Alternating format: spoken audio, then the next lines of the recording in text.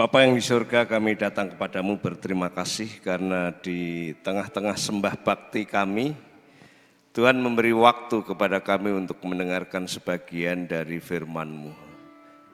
Kami berdoa kiranya Tuhan Roh Kudus menguasai hati dan pikiran kami, memberikan penerangan batiniah kepada kami. Baik yang ada di dalam gedung gereja ini maupun yang ada di luar sana yang nanti ikut ibadah ini secara online. Biarlah kami mendapat penerangan dari surga, sehingga kebenaran ini bisa kami pahami sesuai dengan maksud-Mu dan menerapkan dalam hidup kami sehari demi kesehari. Terima kasih Bapak, kami serahkan pemberitaan firman-Mu pada sore hari ini. Dari awal, tengah, sampai akhir di dalam nama Tuhan Yesus. Haleluya. Amin. Silahkan duduk. Selamat sore dan hari ini saya menyampaikan kebenaran firman Tuhan tepatnya di hari raya Pentakosta, di mana umat Tuhan di dunia merayakan dengan kebaktian secara khusus hari pencurahan Roh Kudus. Saya memberi judul khotbah Dunia Insaf. Nah, apa yang saya maksudkan kalau kita ke dalam Alkitab, khususnya Injil Yohanes, biasa dia menggunakan istilah dunia untuk melukiskan atau menggambarkan manusia dengan segala sistemnya. Sistem berpikir, sistem nilai dalam kehidupan dunia yang tentunya bertolak belakang bahkan bertentangan dengan sistem Alkitab. Tapi di sini dikatakan dunia insaf. Mungkin timbul pertanyaan, apa bisa dunia insaf? Bukankah dalam perspektif Paulus bahwa dunia ini sudah dikontrol, dikuasai oleh iblis? Apakah bisa dunia itu insaf? Nah, itu sebabnya hari raya Pentakosta, ketika Roh Kudus turun, ketika Roh Kudus datang dan kita memperingati hari ini adalah hari di mana Roh Kudus itu turun. Salah satu tugas, salah satu karya daripada Roh Kudus turun ke dunia adalah menginsafkan dunia. Supaya dunia insaf. Supaya orang-orang dengan segala sistem dunia, dengan sistem nilai dunia, itu dia insaf. Itu kira-kira yang kita renungkan dan kita pikirkan kebenaran firman Tuhan hari ini. Mari kita buka Alkitab kita yang saya angkat dari Injil Yohanes. Pasal 16 ayat 8, 9, 10, dan 11 yang berbunyi demikian. Dan kalau ia datang, ini ia adalah Roh Kudus, ia akan menginsafkan dunia akan dosa, kebenaran, dan penghakiman. Itu statementnya, kemudian ini penjelasannya. Akan dosa karena mereka tetap tidak percaya kepadaku. Akan kebenaran karena aku pergi kepada Bapa dan kamu tidak melihat aku lagi. Akan penghakiman karena penguasa dunia ini telah dihukum. Perhatikan di dalam ayat 8 di situ dikatakan, ia akan menginsafkan akan dunia. Akan dunia karena mereka tetap tidak percaya kepadaku. Apa artinya di sini? Artinya bahwa Roh Kudus itu datang mengingatkan akan dosa dan dunia. Roh Kudus itu datang mengingatkan. Roh Kudus datang untuk menyatakan, menyadarkan kesalahan dunia mengenai sikapnya terhadap Yesus Kristus. Jadi kalau Pentakosta, kalau Roh Kudus turun, kalau Roh Kudus datang, Salah satu karyanya adalah menginsafkan, menyadarkan, menyatakan, menunjukkan kepada dunia tentang sikapnya yang salah, tentang sikapnya yang berdosa terhadap Yesus Kristus itu. Lalu sikap dunia terhadap Yesus Kristus yang salah yang mana? Sikap dosa dunia yang salah terhadap Yesus adalah yang mana? Jelas di situ. Kesalahan dunia di sini adalah ketika mereka menolak Yesus. Ketika orang-orang dalam konteks ini adalah dunia menolak Yesus, sebenarnya mereka menolak Allah. Inilah dosa dunia. Dan Roh Kudus datang menginsafkan kepada dunia supaya mereka sadar bahwa sikap mereka ketika menolak Yesus itu salah. Sikap mereka ketika menghina Yesus itu berdosa. Sikap mereka ketika mengharu-birukan sehingga Yesus begitu menderita, itu adalah salah. Sikap mereka menolak Tuhan Yesus itu salah. Itu karya Roh Kudus yang menginsafkan dunia ini akan dosa mereka ketika mereka menolak Yesus Kristus. Karena menolak Yesus Kristus sebenarnya adalah menolak Allah. Dan inilah dosa dunia. Roh Kudus datang menginsafkan orang supaya orang itu timbul rasa bersalah. Sehingga mereka menyadari, oh itu salah ya. Akhirnya mereka, oh kalau gitu saya berdosa ya. Kalau gitu saya bagaimana ya?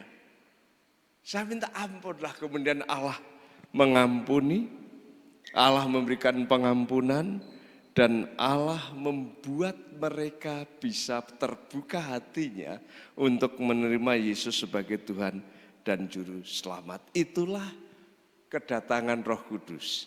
Menyadarkan manusia akan dosa mereka. Menyadarkan, menginsafkan manusia akan sikap penolakan kepada Yesus selama ini.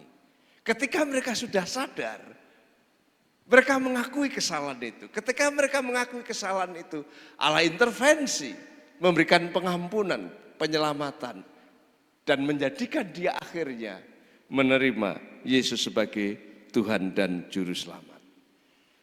Dari sini kita bisa melihat dua kebenaran yang mendapat perhatian di sini. Artinya apa? Kalau ada orang yang sengaja menghina Yesus, kalau ada orang yang sengaja menolak mentah-mentah Yesus, sebenarnya yang mereka hina, yang mereka tolak adalah Allah. Itu sebab kalau ada orang yang menghina Yesus yang disalib, kemudian itu yang disalib siapa? Bukan Yesus, itu demit, itu setan. Dia sedang menolak Allah. Dia sedang menolak Pencipta. Itu dosa dunia. Itu dosa orang-orang dunia. Dan Roh Kudus datang menginsafkan dunia dari dosa itu. Sehingga ada beberapa orang yang akhirnya sadar kalau dia salah. Ada beberapa orang dunia yang akhirnya bertobat dan menerima Allah. Akhirnya menerima Yesus. Kalau itu terjadi, itu semata-mata karena karya Roh Kudus. Itu semata-mata karena karya Roh Kudus yang sudah datang. Kalau ada orang yang punya paham atau tuduhan terjadi kristenisasi, itu salah besar. Kalau ada orang yang berkata program gereja adalah kristenisasi, itu salah total. Kalau ada orang yang berkata orang Kristen pasti mengkristenkan orang, itu salah besar. Karena dari konsep ini, Roh Kudus datang menyadarkan manusia, supaya manusia yang berdosa dan menolak Yesus, menghina Yesus, akhirnya sadar. Dan akhirnya insaf dan akhirnya menerima pengampunan, menerima keselamatan, menerima Yesus Kristus sebagai Tuhan dan Juru Selamat. Artinya orang bertobat, orang percaya Yesus, orang mengambil keputusan menjadi Kristen itu bukan dorongan, suruhan, apalagi paksaan orang Kristen, bukan. Tapi itu adalah karya Roh Kudus. Orang Kristen tidak akan pernah bisa membuat orang lain menjadi Kristen. Tuhan Roh Kuduslah yang menginsafkan manusia akan dosanya. Tuhan Roh Kuduslah yang menginsafkan manusia akan Yesus Kristus. Yang menyadarkan manusia akan penyelamatan di dalam Yesus Kristus. Yang menyadarkan manusia akhirnya untuk menerima Juru Selamat. Jadi kalau ada orang yang menghina Yesus, yang menolak Yesus, jelas itu menolak Allah. Kalau ada orang yang bertobat dan akhirnya menerima Yesus sebagai Juru Selamat, itu karya Roh Kudus yang menginsafkan manusia dari dosa-dosanya untuk menerima Yesus Kristus sebagai Tuhan dan Juru Selamat. Lalu sebagai orang Kristen, sebagai gereja, apa tugas kita sebenarnya? Kita mendoakan orang. Kita bersaksi dengan kata-kata yang baik. Bersaksi dengan kata-kata yang membangun. Dengan kata-kata yang menghibur. Dengan kata-kata yang menguatkan. Dengan kata-kata yang konstruktif dan bukan destruktif. Kata-kata yang membuat orang terhibur. Yang membuat orang dikuatkan. Yang membuat orang disemangati. Yang membuat orang memperoleh inspirasi. Yang membuat orang termotivasi. Dan tentunya bukan hanya kata-kata, tapi juga perilaku yang indah, perilaku yang baik, perilaku yang mendatangkan berkat. Sehingga kita menjadi berkat bagi sesama. Roh Kudus datang adalah untuk menginsafkan dunia. Dunia yang selama ini menolak Yesus, disadarkan Roh Kudus, supaya mereka akhirnya mengerti kesalahannya. Dan ketika mereka mengerti kesalahannya, mereka menerima Tuhan sebagai Juru Selamat pribadinya. Kristenisasi tidak pernah ada di dalam kekristenan. Karena orang menjadi Kristen bukan karena manusia. Orang menjadi Kristen karena Roh Tuhan itu sendiri yang menginsafkan. Roh Tuhan sendiri yang menjelaskan kebenaran tentang Yesus Kristus. Roh Tuhan itu sendiri yang menjadikan orang itu bertobat. Percaya Yesus sebagai Juru Selamat. Tugas kita mendoakan, bersaksi dengan kata-kata yang baik, dengan perilaku yang baik, menjadi berkat bagi sesama. Maka mereka melihat kebenaran dan Roh Kudus meneranginya, sehingga mengubah hatinya, sehingga dia percaya kepada Yesus Kristus. Apa karya Roh Kudus? Menurut ayat ini, menginsafkan dunia akan dosanya. Menyadarkan manusia dunia akan kesalahannya. Supaya mereka mengerti kebenaran dan akhirnya menerima Tuhan Yesus. Perhatikan ayat 8 dan 10 saya sambung. Firman Tuhan berkata begini, Ia akan menginsafkan dunia akan dosa, kebenaran. Akan kebenaran karena aku pergi kepada Bapa dan kamu tidak melihat aku lagi. Roh Kudus akan menunjukkan kesalahan mengenai kebenaran dunia. Kalau yang pertama tadi, Roh Kudus menginsafkan dunia akan dosa mereka. Dosa mereka apa? Menolak Yesus. Yang kedua di sini Roh Kudus menginsafkan dunia akan kebenaran. Kebenaran apa? Karena mereka memiliki sistem kebenaran sendiri yang sebenarnya itu salah. Dan Roh Kudus menyadarkan itu, kebenaranmu itu salah. Kamu tidak bisa memakai kebenaranmu sendiri, tapi kamu harus memakai kebenaran Allah. Itu kira-kira maksudnya. Kalau Roh Kudus datang menyadarkan dunia ini, bahwa kebenaran dunia, bahwa kebenaran diri sendiri, bahkan kebenaran agamawi itu salah. Kebenaran yang benar yang terterima di dalam hadirat Allah tentunya adalah kebenaran Allah. Jadi Roh Kudus menunjukkan kesalahan mereka mengenai kebenaran yang mereka akui. Mereka mengandalkan kebenarannya sendiri, ini salah. Harus mengandalkan, harus mengakui kebenaran Allah, manusia atau dunia. Biasanya mempercayai kebenarannya sendiri. Misalnya nih, kebenaran diri sendiri. Kalau saya berbuat baik, saya tidak banyak berbuat dosa, itu bukan doa tapi dosa. Saya tidak banyak berbuat dosa, maka saya benar di hadapan Allah dan saya berkenan dan diridhoi oleh Allah. Saya masuk surga, itu kebenaran diri sendiri. Jadi diri sendiri berpikir, kalau saya berbuat baik, kalau saya dosanya sedikit, kalau saya melakukan banyak amal, perbuatan yang baik, maka saya benar di hadapan Allah.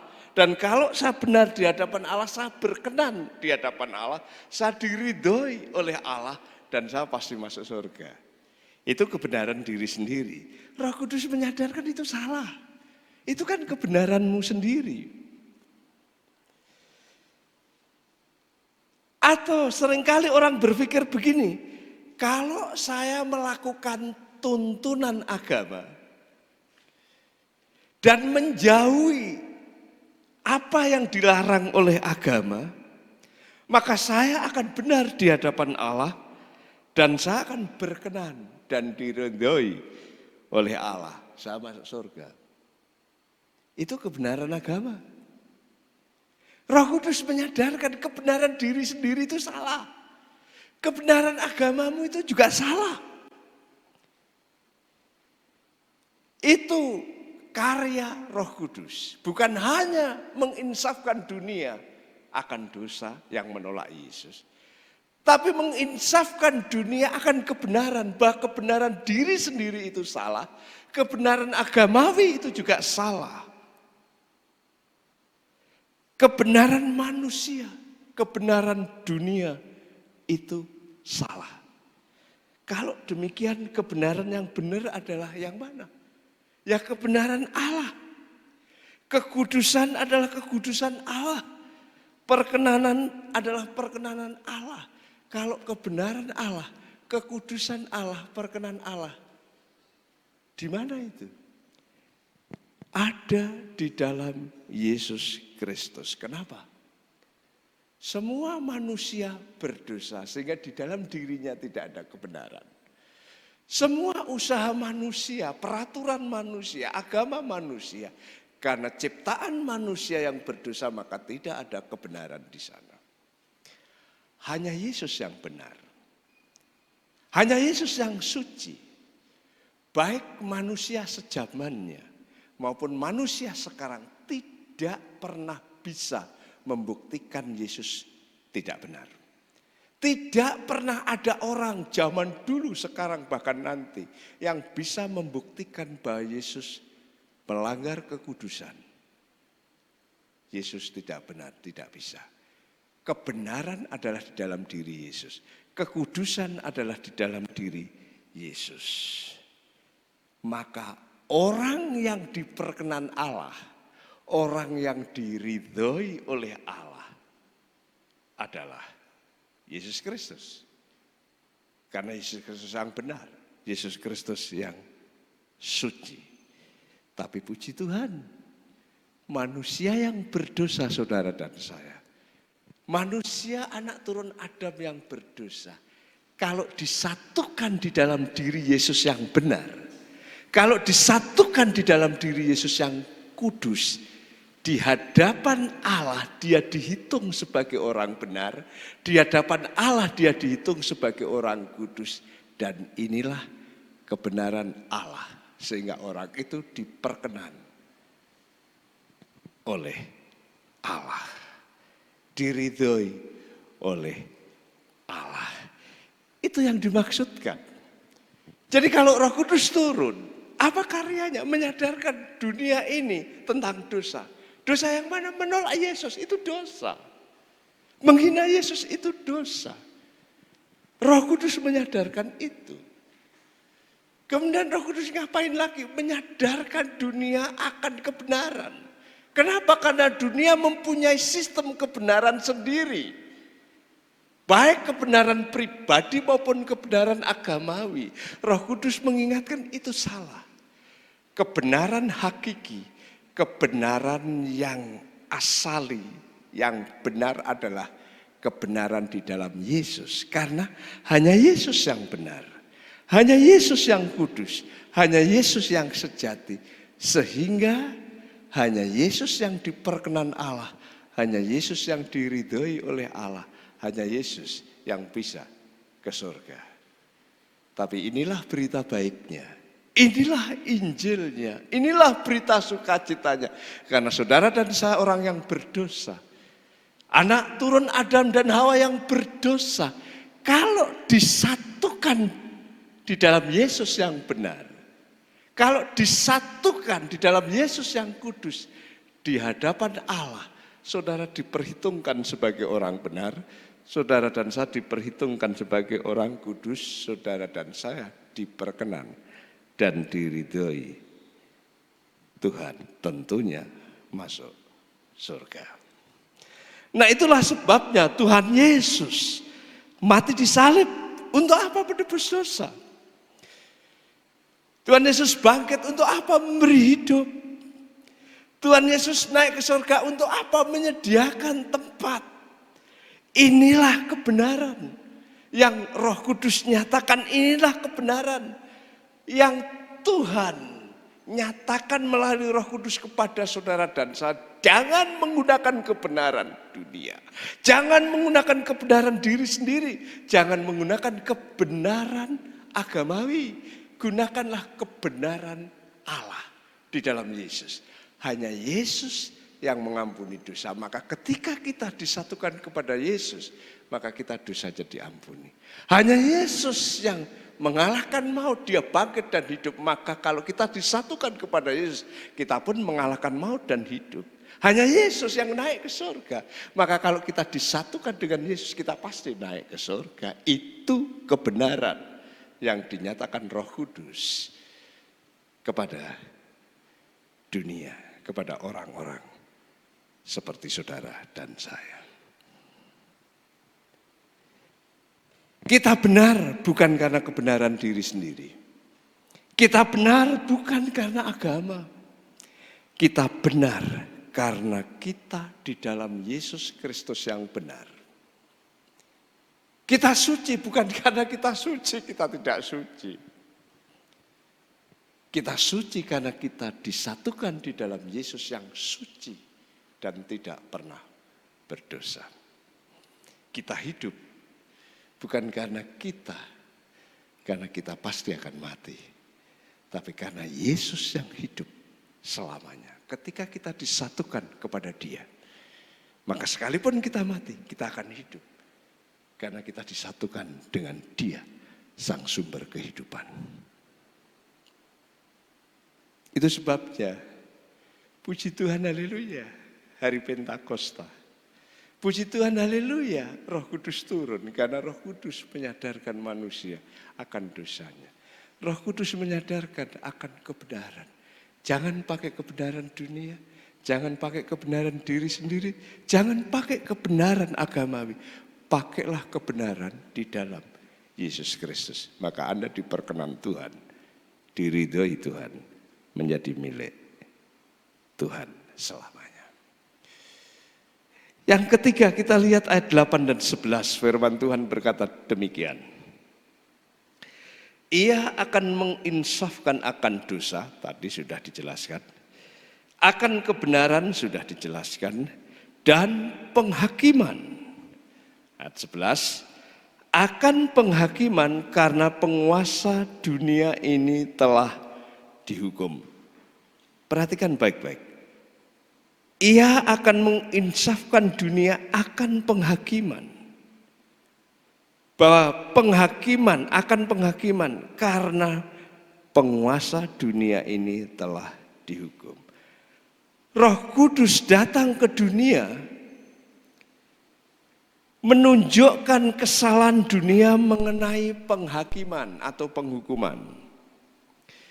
Mereka salah pengertian, salah persepsi. Mereka mengira kalau Yesus mati di salib itu, maka sebenarnya Yesus kalah. Karena mati di salib, kalah. Orang mungkin menghina kita, loh Yesus kan Allah, kok Allah kalah?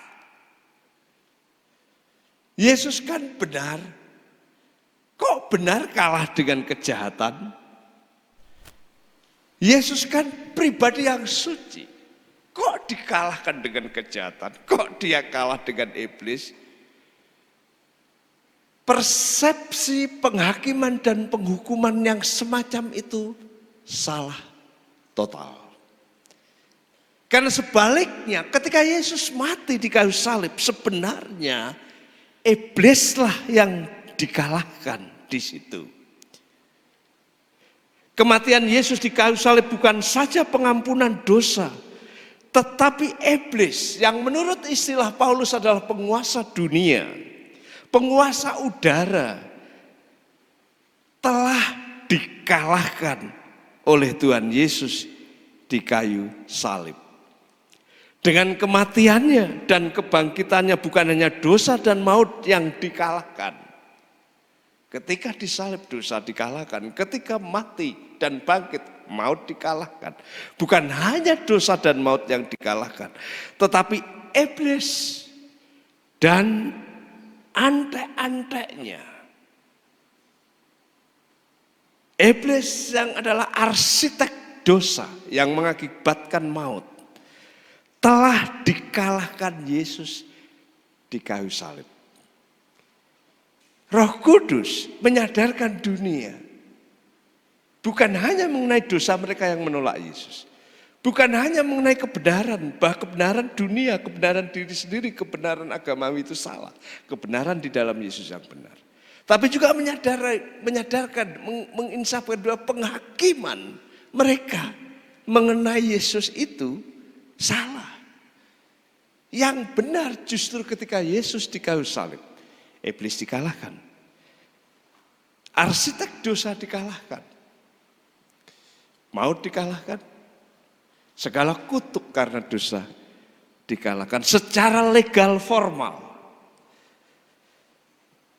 Iblis dan segala kaki tangannya, guru-guru palsu, antikristus dan anteknya telah dikalahkan secara legal formal.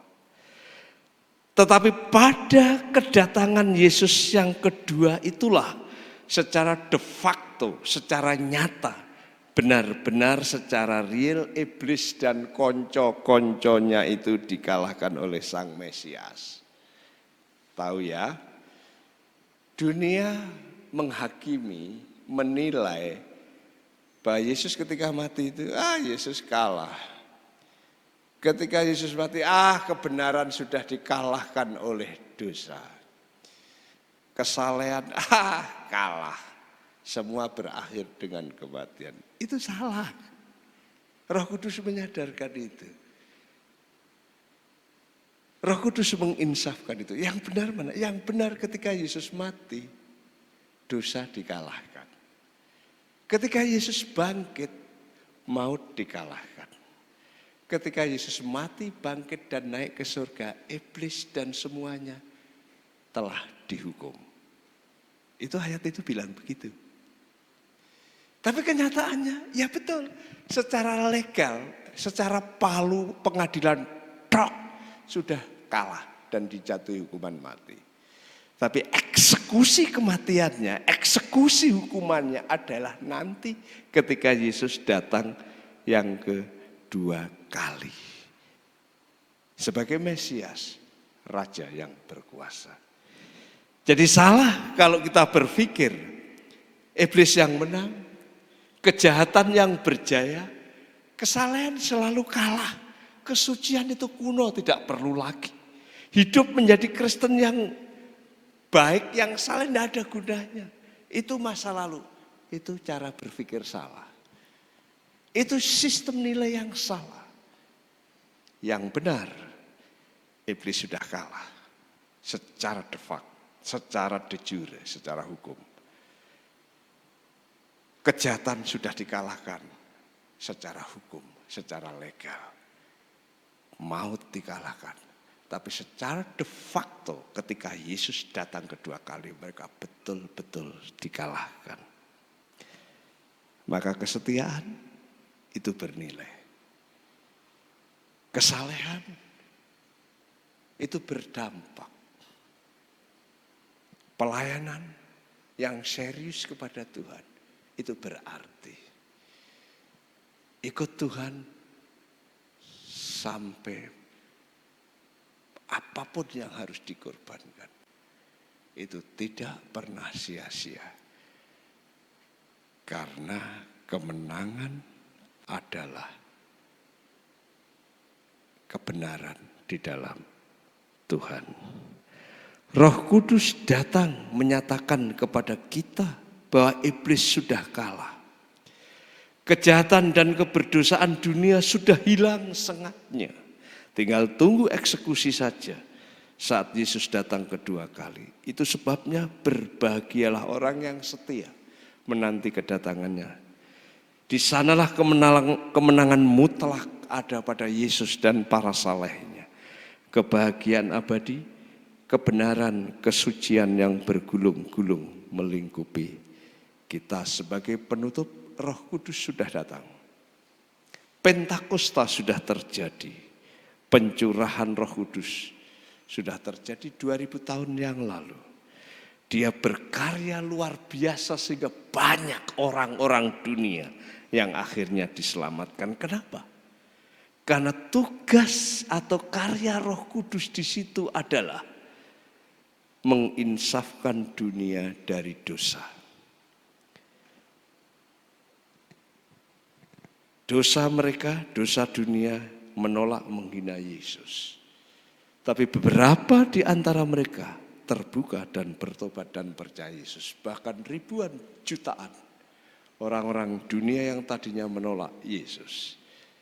Karena karya Roh Kudus yang menginsafkan mereka, akhirnya menerima Yesus, menjadi anak-anak Tuhan dan melayani Tuhan. Kenapa? Karena Roh Kudus yang menyadarkan dunia akan dosa ini. Roh Kudus juga menunjukkan kebenaran ilahi, kebenaran Allah. Bukan kebenaran diri sendiri, bukan kebenaran dunia, bukan kebenaran agamawi.